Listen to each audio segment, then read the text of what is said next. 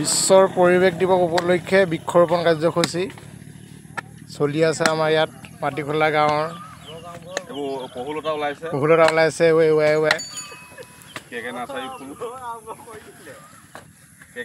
এয়া আমাৰ মাটিখোলা গাঁৱৰ ডেকা ল'ৰাকেইটা, কেইটামান বিয়া পতা কেইটামান বিয়া নপতা।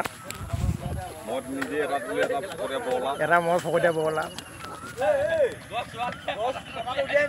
এইবোৰ গছ কাটিছে চা, এইবোৰ চফা কৰিছে গম পাব ৰাইজে।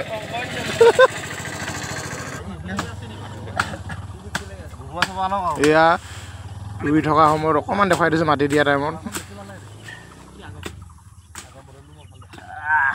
আমাৰ আগতে ল'ৰা ছোৱালী ক'ব পাৰিম যে গছপুলি আমি ৰুইছিলোঁ বুলি ৰাস্তাত।